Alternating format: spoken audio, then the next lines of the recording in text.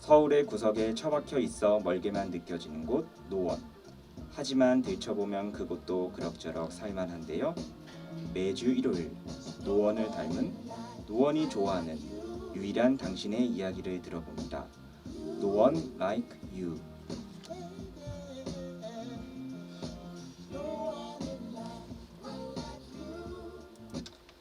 네, 시청자 여러분 안녕하세요. 저희 노원 라이크 유 이번에 방송하게 됐습니다.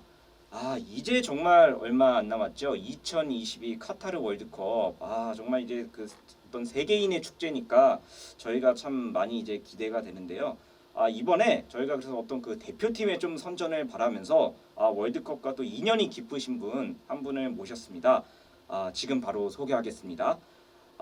2002 한일 월드컵, 2010 남아공 월드컵, 그리고 2015 캐나다 여자 월드컵까지 정말 한국 축구 월드컵의 산 역사이신 우리 정혜성 감독님 함께합니다. 안녕하세요. 반갑습니다. 예, 감독님. 오늘 또 이렇게 귀한 걸음 해 주셔서 정말 감사합니다. 예, 반갑습니다. 사실 바쁘실 텐데 또 저희 방송에 흔쾌히 출연을 해 주셨어요. 뭐 어떻게 이렇게 출연을 하시게 됐나요? 노원의 어떤 그 오래된 어떤 그 제가 추억이 담겨 있어서 추억, 예.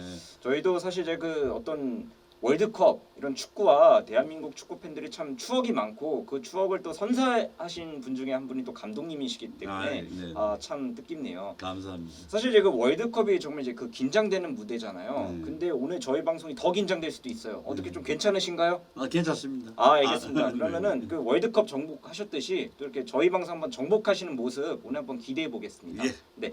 그러면 저희 본 방송이 앞서서 우리 또 청취자분들께 좀 간단하게 자기소개 한번 부탁드릴게요. 카메라 보시면서. 네.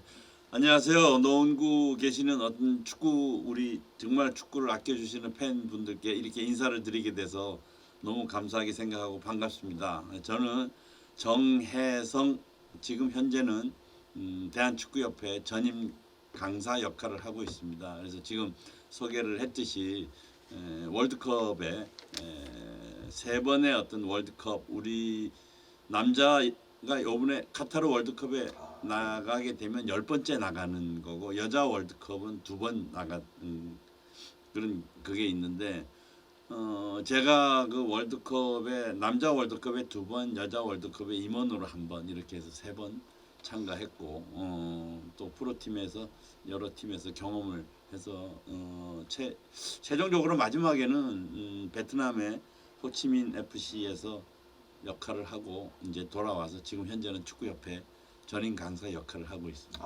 예, 환영합니다. 이 베트남 또 요즘 한류 축구가 아주 지금 붐이 불고 있는데 또 거기에서도 또 아주 중추적인 역할을 하셨네요. 네. 알겠습니다. 그럼 우리 또 정혜성 감독님과 저희 첫 코너 한번 진행해 보도록 하겠습니다. 네, 저희 첫 코너는요. 이제 그 네가 사는 그 집 코너입니다. 이 코너는 현재 지금 게스트이신 정혜성 감독님께서 어디 살고 계신지 이제 말씀해 주시면 되는 코너인데요.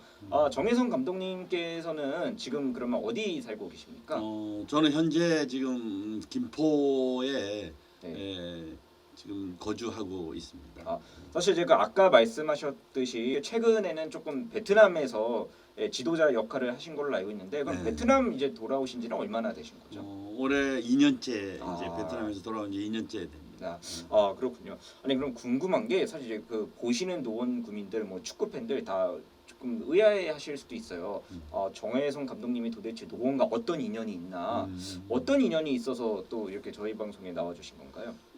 일단 지금은 진천 진천 네. 선수촌이 그 전에 옮기기 전에는 태릉에 저희 노원구 공릉동에 노원구 있어요. 공릉동에 태릉 선수촌이 있었는데 제가 2000년 시드니 올림픽을 준비하면서 그때 수도 코치 역할을 하면서 태릉 선수촌에서 우리가 훈련을 했던 그 기억이 있습니다. 그렇군요. 이 시드니 올림픽이 사실 지금 또 어떤 제가 명단을 봤는데 이게 정말 조금 익숙한 선수들이 되게 많더라고요. 시드니 올림픽 때 혹시 그때 함께했던 선수 어떤 선수들도 있을까요? 지금 박진섭 선수가 현장에 지금 프로팀 감독을 하고 계시고 거기에 지금 현재 박동혁 아산 감독, 그리고 조세권 지금 현재 축구협회 지금 전임 지도자 역할을 하고 있고 그다음엔 이동국 우리 뭐 이천수 고종수 뭐 이런 네. 여러 선수들이 네. 아마 아니 그럼 제가 이제 궁금해요. 사실 시드니 올림픽 그 대표팀을 맡았던 시기에는 지금 이제 축구 팬들은 그 파주 NAFC 트레이닝 센터가 조금 익숙하실 텐데 그때는 그게 아직 생기기 전이잖아요. 네 그렇죠. 근데 이제 축구 대표팀이 그때 또 태릉 선수촌에서 특별히 훈련을 하게 된 이유가 있다고 들었어요. 예, 뭐 왜 그때 훈련을 하게 됐나요? 저희들이 너무 좋은 상태에서 한번 그 유럽 전지훈련을 갔다가 돌아와서 일본 올림픽 팀하고 이제 평가전을 맞대결을 하게 됐어요. 한일전이었네요. 한일전이죠. 네. 그래서 저희들이 이제 일본으로 가서 하는 경기였었는데 그때 선수들이 해외 전지훈련도 지쳐 있었고 돌아와서 또 국내 대학교 그때는 사실은 대학생들이 전부 거의 그렇죠. 많았기 네. 때문에 대학교 대회가 있었는데 대학교 대회에 이제 전체 나가서 각자 자기 소속 대학에서 대회를 치르고 돌아온 상태에서 선수들이 부상이나 뭐 이런 또 피로가 쌓여 있는 상태 힘든 네. 가운데 넘어갔습니다. 넘어가서 일본 가서 경기했는데 결과가 네. 결국은 뭐 1대4로 저희들이 조금 네. 크게 졌습니다. 져서 조금 이제 아무래도 한일전에 특수한 그런 상황이 있기 때문에 네. 조금 지켜보는 축구 팬들이 많이 좀 안타까워했겠네요. 그랬습니다. 그래서 그때 선수들도 그렇고 조금 전체적인 분위기가 안 좋은 상태에서 이제 귀국을 해서 들어왔는데 그때 이제 축구협회에서 태릉 선촌 들어가서 국가대표 선수로서 어떤 그런 여러 가지 분위기를 좀 이렇게 해서 한편으로 어떻게 보면 좀 이제 다 잡는다 그럴까요? 이렇게 한번 다시 한번 우리가 조금 분위기를 쇄신을 하자 하는 그런 의미였었다고 생각하시면 됩니다. 그래서 이제 또 축구 대표팀이 태릉 선수촌에서 네. 어떻게 보면 그때가 또 마지막 아닌가요? 축구 대표팀의 그 태릉 선수촌. 그 이후로는 선수촌 생활을 안 했던 거예요. 그러니까 이제 마지막 그 태릉 선수촌 생활을 함께 하신 분이 우리 또 감독님이시네요. 그래서 노원구에 그때 당시에는 이제 우리 뭐 가족들도 이제 왔다 갔다 했고 이제 보러 이제 외출이 없을 때는 이제 보러 와서 또 노원구에서 이렇게 같이 이제 또 생활 이렇게 잠깐 시간을 보내고 또 돌아가고 이렇게 했던 기억이 있습니다. 그럼 이렇게 또 태릉 선수촌 생활을 또 타 종목의 국가대표팀 선수들이랑 우리 당시 허정무 감독님이 이끄는 우리 선수들이 같이 하게 됐는데 어땠나요? 태릉 선수촌 생활? 처음 들어갔을 때는 그 오래전에 정말 오래전에 우리 대선배님들께서는 태릉 선수촌 생활을 이제 조금 하셨던 걸로 저는 알고 있는데 기록을 보니까 이제 차범근 네, 당시 네. 선수도 태릉 선수촌 생활을 하셨었더라고요. 그랬습니다. 그때 이제 사실은 축구가 네. 타 종목에 비해서 조금 인기가 있다 보니까 국민적인 관심도가 크죠. 그 똑같은 국가 대표 선수들이라도 네. 서로가 이제 뭐 나쁘지는 않는데 네. 조금 이제 불편한 수도 있었고 같이 생활하면 이제 그런 부분에서 네. 이제 대한축구협회에서 이제 축구 대표팀은 이제 태릉 선수촌에서 나와서 이렇게 해서 호텔 생활을 이렇게 하게 됐던 걸로 알고 있습니다. 그래서 사실 그 아침마다 이렇게 또 우리 선수들이 에어로빅을 했다고 들었어요. 네. 그래서 타 종목 선수들과 또 에어로빅도 하고 축구 대표팀 선수들이 또 그때 인기가 그렇게 많았다고. 그 당시에 허정무 감독님께서 네. 이제 그때 다시 허정무 감독님께서 선수 시절에 태릉 선수촌에 이제 생활을 하셨기 때문에 이제 네. 분위기를 너무 잘 아시니까 네. 그때 이제 선수들이 타 종목 선수들이 축구 선수들을 인기도에 비해서 조금 이제 불편해할 수도 있으니까 솔선수범하고 태릉 선수촌 안에 있는 어떤 전체적인 룰에 잘 이렇게 따라서 움직일 수 있도록 이렇게 말씀을 하셨습니다. 그래서 뭐 식당이나 우리가 단체로 움직이나 때나 뭐 이럴 때 보면 상당히 그 좀 우리가 먼저 배려하고 이렇게 해서 움직임을 가졌는데 그때 제가 알기로는 그 타 종목 선수들이 우리 축구 선수들 너무 좋아했고 선수들이 그때 또 인물들이 다들 좋아서 맞습니다. 다들 뭐 그래서 너무 좋아해서 아주 잘 지낸 것 같습니다. 그리고 아침에 6시 되면 이제 기상해서 대운동장에서 이제 에어로빅을 통해서 이제 첫 이제 하루를 시작하는데 그때 우리 선수들이 상당히 그 에어로빅 아직도 열심히 하고 열심히 적극적으로. 잘해서 네. 예, 그때 고요태 노래 중에 오, 네, 맞습니다. 오, 인기 노래에 맞춰서 예. 국가대표팀 선수들이 이제 뭐 예. 사실 처음에는 조금 더 어색해했는데 안 네. 해보는 거였기 네. 때문에 아, 근데 시간이 지나면서 우리 선수들이 막 또 젊고 잘생기고 뭐 이런 네. 너무 아침 새벽에 아주 좋은 길을 받았던 것 같습니다. 그렇군요. 그 이제 시드니 올림픽 그래서 태릉 선수촌에서 훈련을 하고 저희가 이제 시드니로 떠났는데 당시 이제 제가 조편성을 보니까요. 와, 어떻게 이런 조가 걸리죠? 예. 당시 이제 우리가 이제 그 스페인과 모로코, 칠레랑 같은 조가 됐어요. 그러니까 시드니 올림픽 근데 이제 은메달이 칠레고 동메달이 스페인이더라고요. 그러니까 예. 우리가 이제 그 메달을 딴 국가들과 같은 조가 된 건데 음. 와, 이게 시드니 올림픽에서 참 준비가 이렇게 강한 상대들이랑 만나니까 쉽지가 않았을 것 같은데 어땠나요? 네, 그뭐 당연히 말씀하신 대로 사실은 상당히 그 죽음의 조라고까지 진짜? 얘기를 했었는데 또 저희가 첫 경기를 또 스페인하고 하게 됐어요. 그러니까 그래서 네 팀 중에 또 최고 강팀으로 네. 그때는 뭐 다 그 스페인 팀에 소속돼 있는 선수들이 다 전부 바르셀로나, 뭐 세비야, 뭐 전부 예. 다 프로 그러니까 라리가 정말 라리가에서 강팀들의 다 활약하던 선수들인데 네. 우리 한국 대표팀 우리 선수들은 다 네. 대학생들이었기 때문에 조금 우스갯소리로 그쪽에서 저희 선수들 명단을 보고 네. 그 유니브라는 UNIV라는 그 약자를 유니버시티를 대학교, 썼는데 네. 대학교를 줄여서 이제 그쵸? 이름 네. 뒤에다가 소속팀에 썼는데 네. 그쪽 지역 그쪽 현지에서 유니브라는 클럽이 도대체 어떤 클럽이길래 이렇게 한 팀에 많은 선수들이 있느냐고 이렇게 그러니까 이제 학교가 아니라 이제 소속팀 소속 리그의 클럽인 어떤 줄 팀이라고 생각하셨던 예, 거군요. 그렇게 생각들 했습니다. 그런 에피소드도 있었던 기억이 나네요. 사실 그 우리가 그 시드니 올림픽 하면은 아무래도 이제 그 축구 팬들이 조금 제일 먼저 떠오르는 이름이 이제 박지성 당시 막내 이제 그렇죠. 선수였는데 예, 박지성 선수 이제 발굴을 해서 정말 시드니 올림픽으로 첫 태극마크를 달면서 국가대표 생활을 했는데 그때 이제 막내였던 박지성 선수의 모습을 좀 기억하시나요? 예, 네. 그때 박지성 선수는 사실은 가장 그 대학생 중에서도 1학년 때니까 이제 막 신입생이 된 그렇죠. 네. 3학년, 4학년 형들한테 비하면 사실 네. 어린 선수였는데 울산에서 저희들이 동계 전지훈련을 하는 과정 중에서 그 박지성 선수가 나온 대학 그 명지대학하고 연습 경기를 통해서 또 명지대학교 감독님께서 한번 이렇게 추천을 해서 김희태 감독님께서 네. 추천을 하셔서 허정무 감독님도 당연히 보시지만 저도 같이 이렇게 잘 보라 해서 이렇게 봤는데 이제 그때 아마 허정무 감독님 헉카우터가 눈에 딱 예, 이렇게 레이더망에 걸렸군요. 예, 들어서 이제 한번 같이 훈련을 해보자 해서 이제 들어왔다가 네.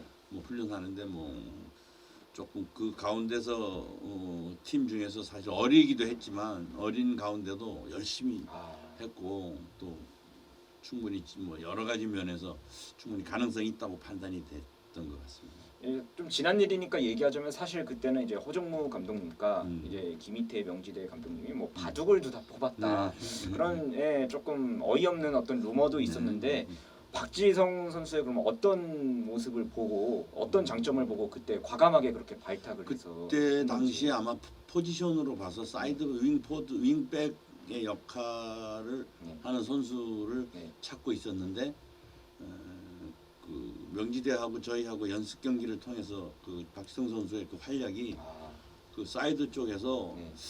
뭐 지금 정확하게 기억은 안 나지만 뭐 그 활동량이 엄청나게 많았던 걸로 그때부터 기억을 합니다. 많았었던 예, 거군요. 그래서 이제 네. 뭐 산소 탱크다 뭐 이렇게 아, 이제 별명도 붙고 했는데 그런 면으로 봐서 상당히 그 허정무 감독님께서 아마 가능성이 충분히 우리가 쓸 수 있다고 판단을 하셨던 걸로 알고. 그러니까 어떻게 보면은 그 박지성 선수가 정말 한국 축구 역사에 길이 남을 선수고 정말 한국 축구 영광에 큰 공헌을 한 선수인데 그 시작이 이제 시드니 올림픽이었고 결국 그게 이제 태릉 선수촌에서 네, 이루어진 맞습니다. 거네요. 참 뜻깊네요. 어쨌든 그 시드니 올림픽에서 우리가 1차전 그 스페인전 이제 경기를 하게 됐는데 제가 이제 스페인 당시 이제 명단을 보니까 익숙한 이름이 있더라고요. 뭐 푸올 선수도 있고요. 네. 지금 이제 바르샤 또 감독인 차비 선수도 있고 사비, 예. 정말 이게 어떤 바르샤의 또 레전드 선수들이랑 우리가 맞붙게 됐는데 우리 선수들이 그럼 그때 첫 경기 앞두고 좀 긴장하거나 그러지 않았나요? 아주 긴장까지는 아니었는 것 같고 네. 일단 첫 경기가 사실은 메이저 대회에서 조별 리그에서 일단 첫 경기가 사실 상당히 중요도 하지만 사실 어려운 경기라고 생각이 그렇죠. 됩니다. 네. 그래서 그 첫 경기에 이제 스페인하고 하게 됐는데 우리 선수들이 그때 당시에는 자신감도 있었고 그 대신 또 우리가 한번 해보자 하는 그런 전체적인 분위기가 네. 만들어졌었는데 첫 골을 조금 쉽게 우리가 네. 실점하는 바람에 조금 전체적으로 우리가 경기를 원활하게 하지 못했던 것 같아요. 그래서 우리가 스페인에게 좀 아쉽게 패배를 했고 음. 다행히 이제 그 허정무 감독님을 비롯한 우리 정희성 당시 코치님과 우리 대표팀 코칭 스태프들이 분위기를 잘 추스려서 우리가 이제 칠레와 모로코는 다 이겼어요. 1대0으로 이겼는데 이럴 수가 있나요? 2승 1패인데 네. 우리가 8강을 못 갔어요. 맞습니다. 참- 너무 그 어떻게 보면 뭐 물고 물리는 상태에서 그렇게 참, 됐는데 네. 그게 운이 없다고 봐요. 그러니까 6점 따고 8강을 못 갔는데 네. 사실 너무 예, 너무 그러니까 아쉬운 그럴 수가 거예요. 있는지 네. 참. 근데 이제 아쉬운. 어떻게 보면은 이제 국제 대회 그렇게 스페인 같은 또 강팀이랑 경기하고 이렇게 치르면서 뭐 결과는 아쉽지만 좀 느끼신 것도 있을 것 같아요. 어떤 걸 혹시 느끼셨나요? 저희들이 뭐 제가 또 개인적으로 좀 느낀 부분은 네. 그 당시에 그러니까 상대 팀들의 선수들이 상대 국가의 어떤 최고의 탑 리그에서 네. 다 활약하는 선수들이라고 생각이 되는데 우리 대표팀 올림픽 대표팀에 소속돼 있는 선수들은 사실은 대학 아직 리그에서 그렇죠. 하고 프로가 있고 아닌 프로가 아닌 이런 그 가운데 쭉 이제 경기를 치르면서 이렇게 경험을 쌓아왔는데 그 차이가 극명하게 다르게 느껴지는 걸 그때 당시에 제가 이렇게 느낌을 받았습니다. 그렇군요. 그래서 좀 아쉬움은 많았지만 어쨌든 훗날 또 이렇게 한국 축구의 어떤 영광의 토대가 됐던 그런 시드니 올림픽 대표팀 아니었나 네. 그런 생각이 드네요. 예, 알겠습니다. 그래서 우리 또 감독님께 태릉 선수촌 이야기 또 시드니 올림픽 이야기 한번 들어봤고 그럼 다음 코너 한번 넘어가 보도록 하겠습니다. 네, 다음 코너 이제 하나만 말해봐 코너입니다. 이 코너는 감독님께서 이제 노원이 어떤 의미인지 한 단어, 한 문장으로 표현해 주시면 되는 코너인데요. 그럼 감독님께 노원은 어떤 곳인가요? 뭐 오며 가며 이렇게 이렇게 다녔던 그 노원구의 어떤 그 지역적으로 그렇지만 네. 저는 개인적으로 추억이 추억. 담긴 그런 노원구로 이렇게 생각이 됩니다. 그렇죠. 사실 이제 감독님도 이제 노원에서 추억을 많이 쌓으셨고 무엇보다 사실 이제 추억이라는 단어를 생각해 보니까 감독님께서도 우리 축구 팬들에게 정말 아주 기분 좋은 행복한 추억을 많이 안겨주시지 않았나 그런 생각을 해 보는데요.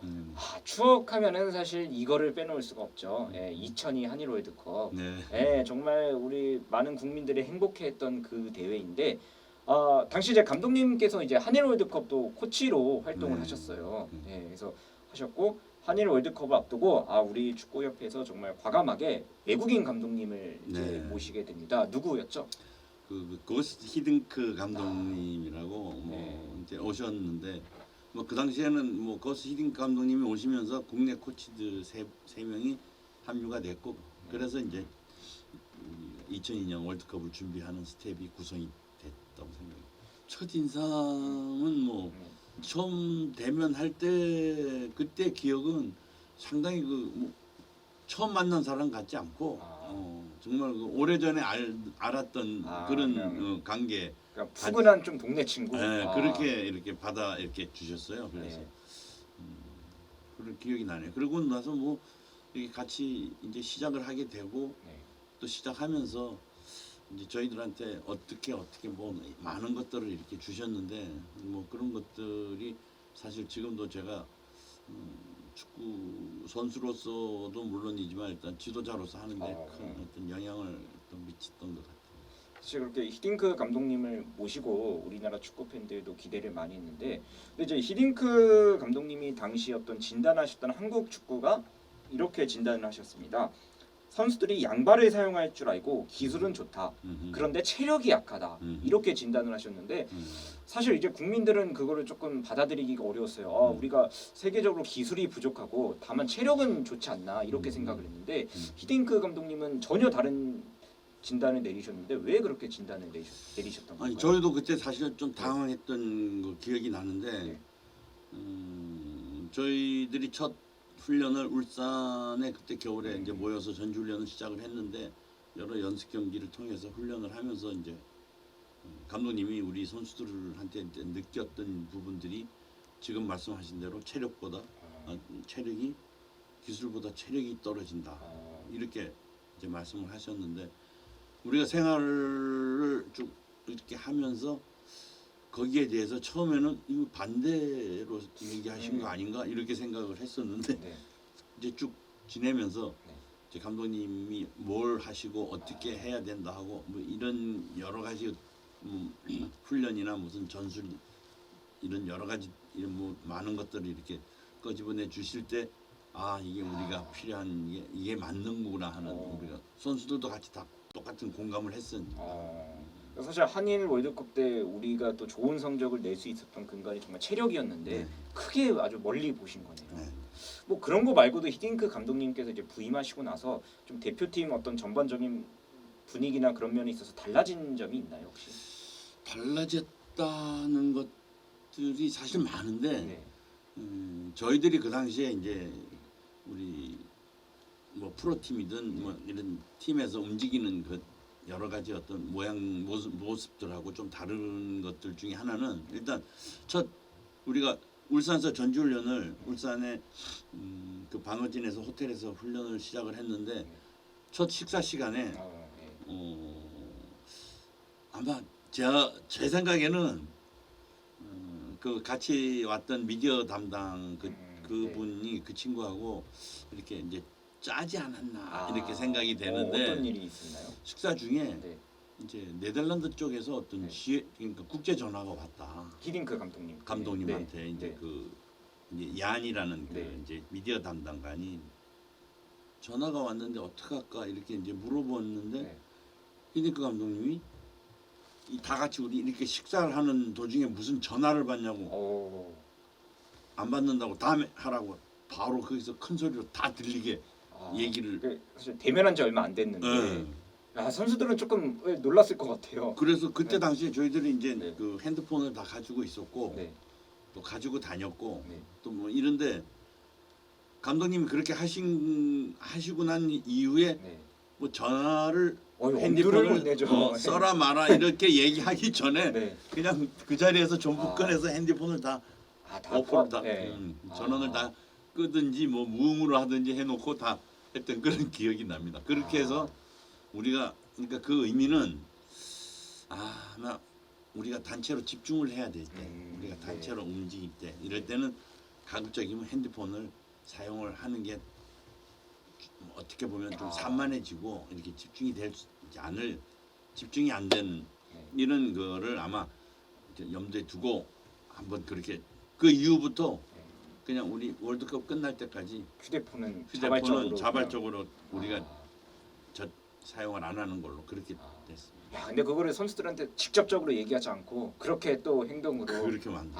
약간 의도하신 것 같다 네. 감독님께서 보시기에는. 그렇게 만들었어요. 그렇게 만들고 그 이후에 이제 그때는 사실은 복장도 다 각자 입고 싶은 옷 이렇게 입었는데 선수들은 선수들이 무슨 컬러 우리가 지급해주는 컬러 그다음에 스텝은 컬러 구분이 확실하게 지게 딱 양분화 시켜가지고 복장도 통일을 시킬 수 있게끔 그렇게 해서 팀을 하나로 만드는 그 첫 과정을 그렇게 만들었던 것 같습니다. 그러니까 뭐 어떤 축구 전술이나 축구 내적 외에도 좀 외적인 면에서도 이렇게 단합을 위해서 되게 힘쓰셨겠네요. 하나가 되게 이렇게 하시는 그런 어떤 그 방법이 상당히 좀 접해보지 못했던 방법들이 많았습니다. 아니 그리고 또 이제 좀 아까 식사 시간 이야기를 하셨으니까 이 식사하면 이제 축구 팬들이 가장 먼저 떠오르는 게 명보야 밥 먹자. 예, 이게 조금 많이 떠올라요. 그러니까 이제 뭐 이천수 당시 이제 막내 선수가 대표팀 주장이었던 이제 그 홍명보 선수에게 음. 뭐 명보야 밥 먹자 뭐 음. 이런 얘기를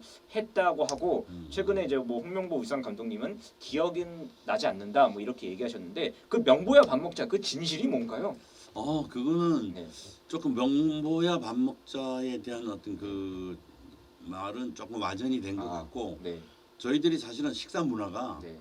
저희들은 쫙 이렇게 식사 전체가 이렇게 차려져 있는 상태에서 들어와서 이제 식사 시작하면 네. 사실은 뭐 조금 시간이 걸리면 10분 음. 아니면 뭐 5분에서 10분 사이에 그냥 식사가 다 그냥 마무리가 끝나는 그런 우리 문화잖아요. 네.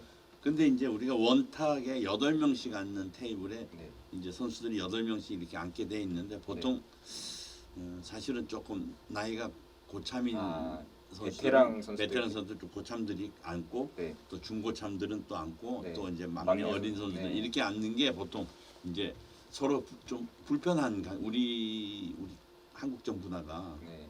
사실은 그런 우리 형과 동생과 이런 네. 어떤 관계에서 좀 불편하니까 그렇게 앉아서 이렇게 식사를 하게 됐는데 막내 선수들은 아무래도 대표팀 그 대선배들이 조금 어려울 수가 불편하죠. 있죠. 네, 불편한데 감독님이 보시기에는 이제 조금 전체적으로 너무 이렇게 갈라져 있는 것 같은 그 느낌을 받으셨던 것 같아요. 그래서 3, 4일에 네. 한 번씩 전부 그 테이블 명단 멤버를 다 싹 이렇게 바꾸는 걸로 네. 다 바꾸는 게 아니라 그냥 네. 이렇게 몇 명씩 바꾸면 섞여서 이렇게 앉게끔 네. 그렇게 만들어 이렇게 그러면서 만들었어요. 자연스럽게 대화도 하고 자연스럽게 네. 대화도 하고 뭐 이렇게 하면서 네. 또 식사 문화도 바꿨고 식사를 마쳐도 전체가 다 끝나기 전에는 또 일어나서 그냥 자기 식사 끝나면 그 전에는 그냥 이제 나가서 자기 볼일 보고 이랬는데 전체 식사가 다 끝나기 전에는 일어나지 못하게 했고 또 다 끝나도 네. 앉아서 이제 방에 올라가면 또 방에 각자 방에 네. 가서 또 있으니까 또 대화할 수 있는 시간이 또 없고 이런 가운데서 이제 식사 시간만이라도 앉아서 대화를 좀 하게끔 이렇게 유도를 하셨던 것 같고 네. 그래서 앉아서 이제 식사를 이렇게 하면서 식사 마쳐도 이제 앉아서 다 해서 이제 그때 당시에 이제 주장이 이제 홍명보 선수가 주장을 하는데 이제 주장이 감독님하고 이제 눈을 마주쳐서 아이 컨택을 해서 식사 마쳤다 이제 이 정도로 되면 그때 이제 감독님이 오케이 잘 쉬라고 이제 이렇게 하셨는데 그때 이제 서로 대화하면서 편안하게 만들었던 이런 분위기 이제 그러고 그 명보야 밥 먹자 이거는 그 이제 그거는 이제 보통 이런 우리가 훈련장 외에 밖에서는 이제 그렇게 이제 얘기를 한 적이 없고 이제 감독님이 우리 선수들 보니까 굉장히 우리가 위에 사람들한테 정말 우리가 이제 존대를 하면서 이렇게 좀 어려워하는 부분들이 운동장에서까지 그러면 어떡하냐. 경기 중에 뭐 진철아, 태영아, 뭐 명보야 뭐 이렇게 문전 앞에서 우리가 위험할 때 상대 선수를 가령 우리가 시야에서 놓쳐 있을 때 옆에서 누가 이렇게 후배가 보고 딱 체크가 됐는데 저 형인데 저 형이 저 선수를 체크를 해야 되는데 체크를 못 하고 있을 때 명보 형 옆에 선수 있어요. 뭐 이렇게 하는 사이에 골은 들어가 버린다는. 정말 시급한 상황인데. 그렇지. 이제 그때는 아. 명보 막아 이렇게 해도 막 네. 명보 이렇게 그냥 존칭을 안 해야 된다는 이런 얘기가 와전이 된 것 같네요. 그래서 보통 일반적으로 이제 생활할 때는 그런 식으로 말을 안 했고 운동장에서 존칭까지 하다 보면은 언제 우리가 그 위험한 상황을 이렇게 위기를 넘길 수 사실은 힘들지 않을까 그렇죠. 이런 어떤 그 관계로 운동장에서는 그렇게 하지 마라 감독님이 이제 그렇게 지시를 하셨어요. 그렇구나. 명보야 이 밥 먹자 진실이 사실 그거였군요. 그건 그러니까 밥 먹을 때는 큰일 나죠. 밥 먹자 이럴 때는 그렇죠. 이게 또 기본 예의는 다 지킨 거니까. 그럼요. 아니 또 사실 히딩크 감독님이 또 선수의 어떤 심리파, 선수를 이제 다루는 또 능력도 굉장히 뛰어났다고 들었는데 그런 에피소드도 또 있나요? 그런 선수들의 어떤 그 이제 저희가 얘기를 이렇게 쭉 이제 생활하면서 이제 히딩크 감독님이 28살 때 무릎을 다쳐서 선수를 은퇴를 하시고 장애인 학교에 어. 교직을 좀 하셨다고 그러더라고요. 그래 자기는 그때 이렇게 심리적인 어떤 부분을 많이 익혔다고 이렇게 이제 얘기를 하셨는데 그 선수들 개개인의 어떤 그 다 다른 성향을 가졌는데 그 다른 성향을 가진 선수들의 네. 개개인적으로 어떤 그런 그 선수들한테 어떤 그 정말 동기를 부여시켜주는 그 역할을 잘 하셨습니다. 그래서 그 중에 우리가 경주에서 훈련을 하는 그 가운데 한번 네. 이제 경기 마치고 그 다음에 이제 우리가 경기 뛴 선수들은 회복 훈련을 하고 네. 경기 출전 못한 선수들은 이제 다른 훈련을 막 하는데 이제 훈련을 직접 막 하는데 막 감독님이 이제 막 소리를 막 치시는 그냥 일부러 이렇게 막 지적을 하는 경우가 좀 있어요. 근데 하루 이제 을룡이 이태석 선수 아들 아버지 예. 이제 이을령 선수한테 막 을룡 이제 을령 이렇게 지적을 좀 많이 이렇게 했어요. 근데 이을령 선수는 아니 왜 나한테만 나만 부르고 나만 갖고 그러냐고. 나를 미워하시나? 그런 이제 그런 식으로. 내가 나한테 왜 나한테 무슨 내가 나만 그러냐 이제. 그렇게 해서 이제 훈련 마치고 이제 감독님하고 이제 저도 이제 불러서 네. 같이 뭐라고 하는지 그래서 이제 감독님한테 이제 이올영 선수가 왜 나만 그렇게 큰 소리 치고 나한테 그렇게 하냐고 이제 왜 그런지 이제 물어봐 이제 좀 이을용 선수만 조금 이렇게 왜 나한테만 그런지 당하니까, 자기가 섭섭한 마음을 이제 얘기를 한 건데 네. 그때 이제 감독님이 이올영 선수를 이렇게 어깨 동무를 이렇게 하시면서 네. 이제 두 사람을 이렇게 지목했어요. 근데 최고참 선수도 두 사람을 홍명보 선수나 홍명보 그다음에 최진철 황선홍 이 선수들을 지목을 하면서 대표팀 불세 추려왔던 스타들이네요. 그래서 저 선수들은 내가 당신이 막 떠들고 큰 소리 쳐도 더 이상 실력이 늘질 않는 이제 실력이 늘 만큼 다 이제 왔고 이제 을령이한테 너는 내가 막 큰 소리 치면 훨씬 좋은 선수가 될 거라고. 그래서 내가 치는 거라고. 그 한마디에 그냥 그냥 아웃이에요. 그냥 이을령 선수가 그 당시 이을령 선수가 그냥 할 말이 없어요. 그러니까 무슨 말을 해? 내가 또 좋아질 거라는 얘기 가능성이 너무 많다. 훨씬 또 좋아질 거라고 해서 내가 소리친다는데 뭐 어떤 선수가 그거 그렇죠. 그래서 이제 그런 얘기가 이제 있었는데 또 한 케이스는 경남의 설기현 감독이 설바우두. 설기현 감독이 이제 너무 그때 당시에 이제 좀 우리말로 착하기도 했지만 좀 너무 좀 순한 말이 없고 막 이렇게 너무 순한 어떤 그런 그 스타일의 선수였기 때문에 이제 설기현 선수를 불러서 이제 옆에 세워서 이제 또 얘기를 하시는 게 아침에 일어나면 화장실 가서 양치하고 세수하기 전에 거울을 보고 나는 대표 선수다. 나는 대표 선수다. 이렇게 당당하게 좀 소리치고 뭐 이렇게 할 수 있게 하루에 100번씩 하라고 화장실에서 그러고 아침에 시작하라고 제가 그렇게 얘기한 기억도 있습니다. 그래서 조금 좀 순하고 좀 이렇게 온순한 선수들은 좀 강하게 키우기 위해서 또 이렇게 하셨고 또 이제 조금 이제 좀 가능성 있는 선수들한테 어떤 선수든 정말 그런 어떤 그 되돌려서 아마 얘기를 이렇게 해주시면서 그 선수한테 동기를 부여시켜주는 이런 어떤 그런 상당히 그런 가운데 아주 우리 선수들이 하나하나 누구 하나하나 포기하지 않고 할 수 있게끔 만들었던 것 같습니다. 그러니까 참 그 히딩크 감독의 안목이 뛰어나신 게 이을용 선수가 결국 한일 월드컵에서 아주 좋은 활약을 했잖아요. 야 정말 대단하시네요. 그렇게 저희가 이게 팀을 만들어 갔는데 사실 근데 그 월드컵까지 가는 어떤 과정이 쉽지만은 않았어요. 한때 이제 히딩크 감독님 별명이 5대0이라는 별명을 갖고 있었다고 하더라고요. 그러니까 그 별명은 어떻게 이제 가지게 된 건가요? 저희들이 준비하는 과정 중에서 우리가 프랑스 98년도 컨페데레이션스 우승팀이죠.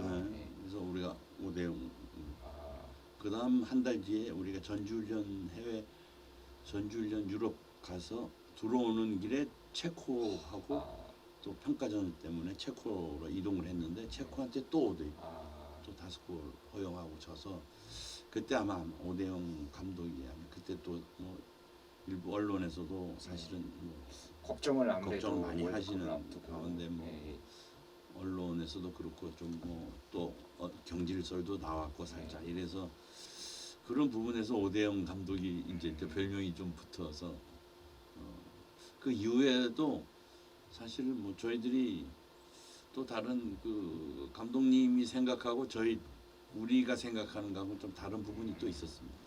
아니 근데 사실 그 감독님이 당시 맞붙었던 어떤 프랑스나 뭐 체코가 다 강팀이었잖아요. 강팀. 프랑스는 뭐 98년도 월드컵 우승팀이고 그래. 체코도 당시 뭐 파벨 네드베드라는 네. 정말 전설적인 선수가 이끄는 팀이었는데 일부러 그렇게 강팀들과의 어떤 평가전을 했던 이유가 있었나요? 그거는 하루 전체적인 코칭 스태프 미팅을 하는 가운데서 이제 평가전을 우리가 해야 되는데 상대 팀을 어떻게 생각하느냐 이렇게 우리한테 물어봐서 우리는 평상적으로 네. 뭐 전력적으로 뭐 어떤 게 떠나서 우리가 본선 들어가기 전에 너무 크게 지면 아, 네, 선수들이나 우리 팬들이나 너무 사기에 그렇죠. 문제가 중요하죠. 생길 네. 수도 있는 것 같아서 이제 그런 부분을 조금 우리가 감안을 해서 평가전 상대를 잡았으면 좋겠다 이렇게 이제